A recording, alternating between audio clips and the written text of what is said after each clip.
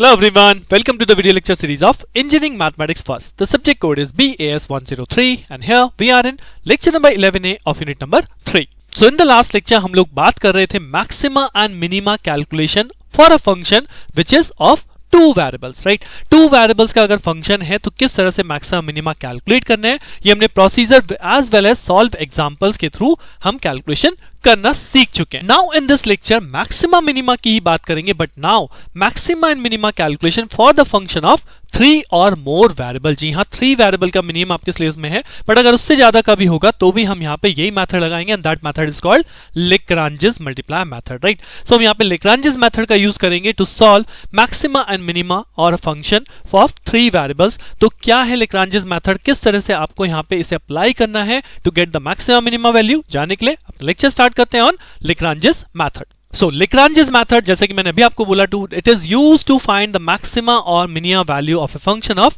3 or more variable. Then Lagrange's method is required, right? यहाँ पे basically क्या होता है, यहाँ पे वेरिएबल जो हैं वो आपके इंडिपेंडेंट नहीं होते, that means they are dependent, means they hold a relation between them, right. जिसे हम यहाँ पे क्या बोलते हैं, जिसे हम यहाँ पे एक फंक्शन रिप्रेजेंट करेंगे दैट इज कॉल्ड फाई, और phi is a function of x y z. यानी एक्स वाई जेड अगर 3 वेरिएबल में लेट कर रहा हूं जिसका एक फंक्शन है जिसकी मुझे मैक्सिमम मिनिमम वैल्यू कैलकुलेट करनी है, सो यहाँ पे वो तीनों वेरिएबल जो हैं वो आपस में डिपेंडेंट हैं, यानी कि रिलेशन होल्ड करते हैं, और उस रिलेशन को हम यहाँ पे मानने वाले हैं फाई। अब अगर मैक्सिमा और मिनिमम वैल्यू मुझे फंक्शन f की कैलकुलेट करनी है where x y z are related by this function phi, then हम बनाएंगे Lagrange's इक्वेशन। और Lagrange's इक्वेशन क्या कहती है, will form a capital f function of x y z which is equal to small f, यानी कि given function in terms of x y z plus lambda into phi x y z, यानी lambda का multiplier यहाँ पे हो गया किसमें, relation के अंदर, राइट। सो ये आपका सबसे पहला स्टेप इसके अंदर लगता है कि for the given function and the relation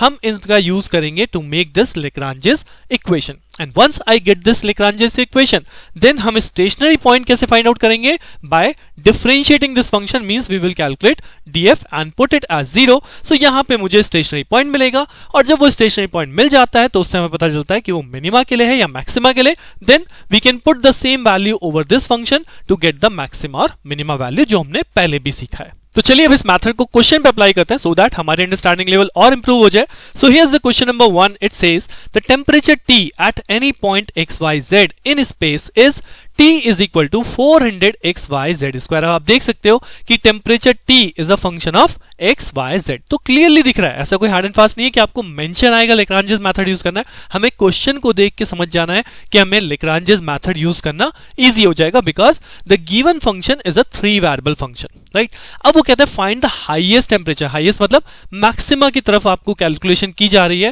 at the surface of a unit sphere where x square plus y square plus z square is equal to 1, यानी this is the given relationship between x y z, जिसे हम क्या बोलते हैं, जिसे हम बोलते हैं function of phi x y z, right. So जैसे ही आपने क्वेश्चन को पढ़ा समझा, आपको क्या मिल गया, हमें पता चल गया अपना फंक्शन, जिसे मैं मान लूंगा function x y z is equal to 400 XYZ square, और दूसरा मुझे मिल गया रिलेशन यानी phi XYZ is equal to x square plus y square plus z square minus 1। और जैसे ही आपने दो टर्म लिखी, then as per Lagrange's equation मैं क्या फॉर्म कर दूंगा, function XYZ plus lambda into phi XYZ, this is our standard Lagrange's equation. So capital F is equal to small f, यानी कि given function plus lambda into this phi, phi is what, x square plus y square plus z square minus 1 is equal to 0। तो एक तरह से पूरे function को left hand side ले लिया, that is our function phi, right. So this first step is clear to all of you. Now अब क्या करना है, हम फंक्शन क्रिएट कर चुके, अब मुझे यहाँ पे करना है df कैलकुलेट, और उसे करना है equal to 0। So what is this df, differentiate with respect to f, right. हमें f को डिफरेंशिएट करना है। सो यहाँ पे इस डिफरेंशिएशन का फॉर्मूला क्या है, क्योंकि f is a function of XYZ, so हम यहाँ पे करेंगे del f over del x into dx plus del f over del y into dy, this is capital F, plus del f over del z into dz is equal to 0 को भी मैं सीधे से लिख सकता हूं कि 0 into dx plus 0 into dy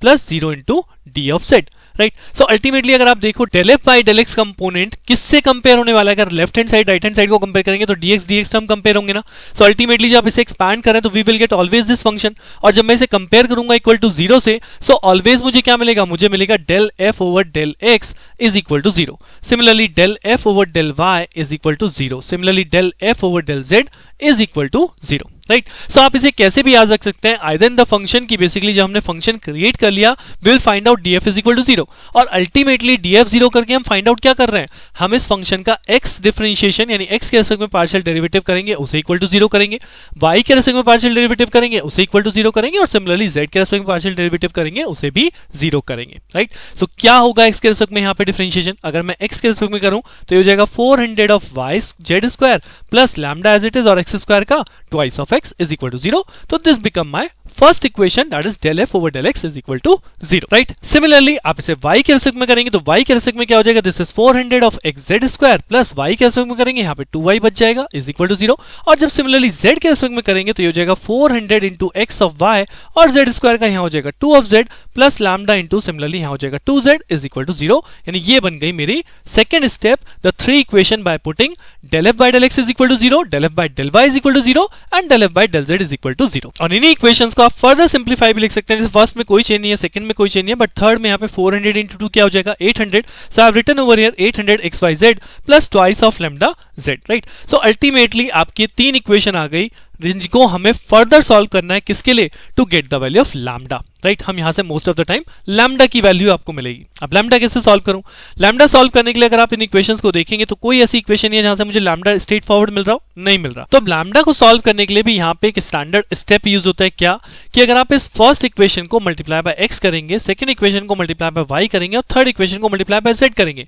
always कैसे कि जब मैं इसे x से मल्टीप्लाई करूंगा तो यहां टर्म क्या बनाएगा, यहां टर्म बनाएगा 2 लैम्डा ऑफ x स्क्वायर, यहां टर्म क्या बनेगा 2 lambda of y square, and similarly यहां टर्म क्या बनेगा 2 लैम्डा ऑफ z स्क्वायर। और अगर मैं इन तीनों को ऐड ऑन कर दूं, राइट, x y z से मल्टीप्लाई करके अगर मैं इन तीनों को ऐड ऑन कर दूं तो ऐड ऑन में क्या होगा, 2 लैम्डा आपका कॉमन हो जाएगा और टर्म क्या बनेगा x square plus y square plus z square, और ये टर्म जो मुझे गिवन है x square plus y square plus z square is equal to 1 as per the relation. So एक तरह से यहां पे जैसे ही आप इसे x से मल्टीप्लाई y से मल्टीप्लाई z से मल्टीप्लाई करके ऐड ऑन करेंगे, सो ये टर्म आपकी अल्टीमेटली क्या बदलने वाली है, केवल 2 लैम्डा बदल जाएगी, because x square plus y square plus z square क्या हो जाता है 1। इसलिए मैंने बोला मोस्ट ऑफ द टाइम जब आप क्वेश्चंस में ये अप्लाई करेंगे यही सेम स्टेप, क्या कि इस फर्स्ट इक्वेशन को x से मल्टीप्लाई, सेकंड इक्वेशन को y से मल्टीप्लाई, थर्ड इक्वेशन को z से multiply and we will add this equation, right. So जब मैं फर्स्ट को x से मल्टीप्लाई करूंगा तो यहाँ पे क्या बनने वाला है, यहाँ पे बनने वाला है 400 xy z square plus this, y से मल्टीप्लाई करेंगे सेकंड इक्वेशन को, तो बनेगा 400 xy z square plus this,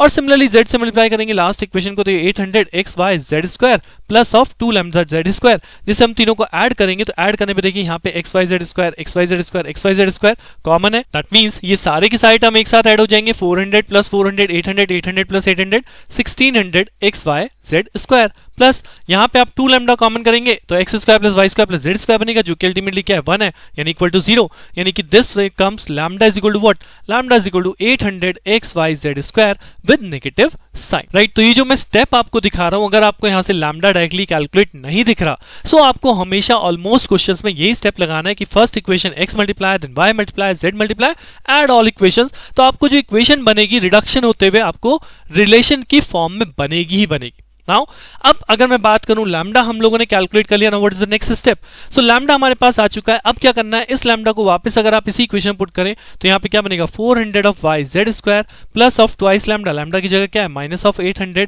x ऑफ y z square into of x is equal to 0, यानी कि अगर दोनों को इक्वेट करा दिया जाए तो 400 y z square is equal to, अगर इसे राइट हैंड साइड पे कर देंगे तो जाएगा 1600 x y z square into x, यानी कि y z स्क्वायर से y z square cancel out हो रहा है, तो बचा क्या 4x square is equal to 400 divide by 1600, जो कि कैंसिल आउट होके बचेगा क्या 1/4, तो यहां से x की वैल्यू हो जाएगी 1/2। सिमिलरली अगर आप इस लैम्डा की वैल्यू को इक्वेशन नंबर 2 में पुट करेंगे तो यहां से आप y सॉल्व कर पाएंगे, again you will find y is equal to half, और सिमिलरली अगर ये लैम्डा की वैल्यू मैं थर्ड इक्वेशन में पुट कर दूं तो यहां से मुझे z की वैल्यू सॉल्व होकर आने वाली है 1/√2। तो तीनों वैल्यूज आप कैलकुलेट कर सकते हैं, पुट करके देखिए, एक वैल्यू मैंने आपको क्लियरली सॉल्व करके दिखाई है, बाकी y और z को कैलकुलेट कीजिए and check whether you are getting the same value और not. So after this we know what is the value of x y z। अब as per the question calculate क्या करना था, we have to find out the highest temperature, right, और highest temperature का relation क्या है, t is equal to 400 xy z square. So from this relation अगर मैं कैलकुलेट करूंगा 400 x की वैल्यू क्या है 1/2, y की वैल्यू क्या है 1/2 और z की वैल्यू क्या है 1/√2 of whole square, so ultimately होगा 2 2 into 2 into 2 that is 8, 8 से इसे डिवाइड करेंगे तो ये हो जाएगा 50, that is your 50 degree Celsius. यहाँ पे कोई यूनिट नहीं दी गई है, सो ये आप डायरेक्टली बोल सकते हैं कि that is T is equal to 50 is the answer, that is the highest temperature for this given relationship. So I hope आपको लेग्रांजेस मेथड के स्टेप समझ में आएंगे। कैलकुलेशन थोड़ी सी लेंदी जरूर दिखाई देती है, बट कॉम्प्लेक्सिटी क्योंकि हम बढ़ा रहे हैं, हम 2 वेरिएबल से 3 वेरिएबल में जा रहे हैं, सो ये method as compare to the direct method easy लगता है। और क्वेश्चंस देखते हैं, अभी तो जस्ट शुरुआत है, सो दैट आप समझ जाएं किस किस तरह के क्वेश्चंस यहाँ पे बनते हैं। So here is the next question, question number 2 कहता है find the minimum distance from the point 1 2 0 to the cone z square is equal to x square plus y square. यानी कि अब मुझे किसका मिनिमम डिस्टेंस कैलकुलेट करना है, from this point to this value, right. So सबसे पहली चीज मुझे इस क्वेश्चन में क्या लेट करनी पड़ेगी कि on this particular cone, right, ये तो कोन का रिलेशन है कि एक्स और वाई और जेड में क्या रिलेशन है, ये तो कोन का रिलेशन दिया जा रहा है, राइट। बट जो कोन है, अगर कोन एक पर्टिकुलर सरफेस है तो इस सरफेस के ऊपर आपको क्या लेट करना पड़ेगा, we will let a point, suppose यहाँ पे एक्स और वाई और जेड है। सो इस पॉइंट की इस गिवन पॉइंट से डिस्टेंस क्या होना चाहिए, मिनिमम डिस्टेंस हमें कैलकुलेट करना है। अब उस डिस्टेंस को कैलकुलेट कैसे करते हैं, ये भी हम कोऑर्डिनेट ज्योमेट्री में पता है कि डिस्टेंस कैलकुलेशन कैसा होता है, simply x minus 1 whole square, y minus 2 whole square and z minus 0 whole square. x1 minus x2 होता है, y2 माइनस y1 होता है और z2 माइनस z1। सो यहाँ किसी को भी आप x1 x2 ले लीजिए, उसी के अकॉर्डिंग आप डिस्टेंस फॉर्मूला बना देंगे। So if I let x y z be any point on the cone, then the distance from point 1 to 0 will be d is equal to under root of x minus 1 square plus y minus 2 square plus z square. अब ये जो distance हमने let किया है, now this distance become our function. So अब यहाँ पे इस अंडर रूट को खत्म करने के लिए मैं फंक्शन को क्या लेट करूंगा,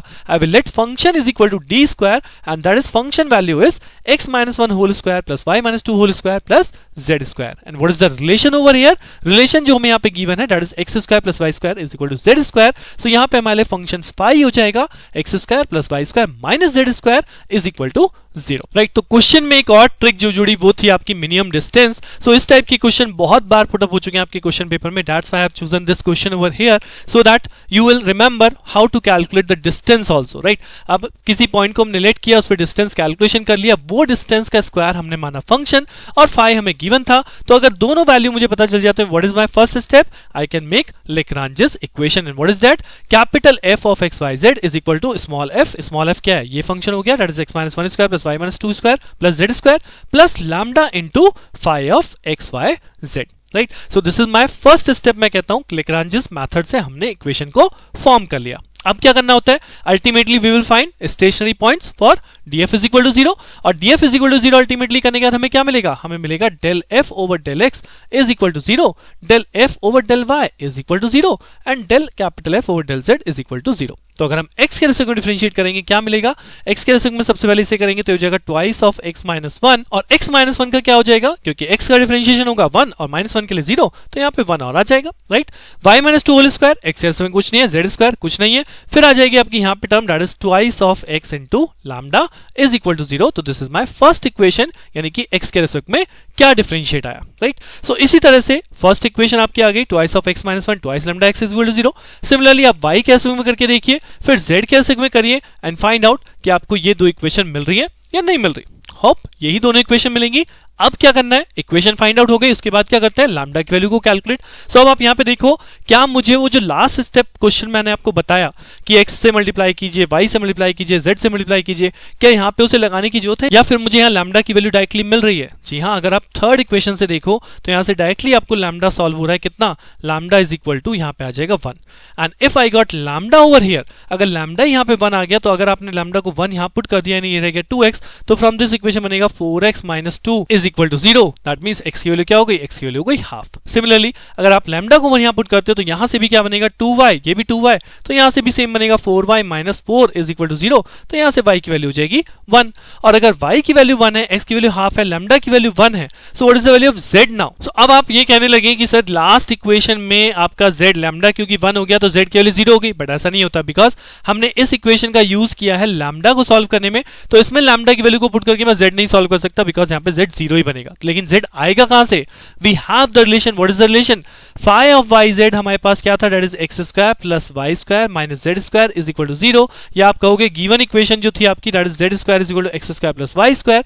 तो यहीं से मैं कैलकुलेट करूंगा, x की वैल्यू मुझे मिली है 1/2 स्क्वायर और y की वैल्यू मुझे मिली है 1, सो यहां से वैल्यू बनेगी 1/4 प्लस 1 दैट मींस 5/4 और इसका हो जाएगा अंडर रूट, तो अल्टीमेटली आपको मिलेगा root 5/2. So these are the value of x, y and z, that is x is equal to half, y is equal to 1 and z is equal to under root 5/2. Now once I got the values of x, y, z, मैं क्या calculate कर सकता हूं? हमने माना था what is the distance? Distance of x, y, z from this point is this one. तो यहां मुझे x, y, z की वैल्यू मिल चुकी, तो वही x, y, z की वैल्यू को अगर यहां पुट कर दूंगा, यानी x की जगह हाफ, y की जगह 1 और z की जगह under root 5/2, I can calculate the distance and this distance is as per the question, जैसे क्वेश्चन ने बोला मिनिमम डिस्टेंस, तो ये हम लिख देंगे मिनिमम डिस्टेंस ही है on this point. After this I hope कि आपको कुछ अंडरस्टैंडिंग बनी होगी किस तरह से मैक्सिमम मिनिमा कैलकुलेट करते हैं अ 3 वेरिएबल फंक्शन का यूजिंग लैग्रांजेस मेथड. अभी और भी प्रॉब्लम सॉल्व करेंगे नेक्स्ट लेक्चर में, तो मिलते हैं नेक्स्ट लेक्चर में with another problem. Thank you.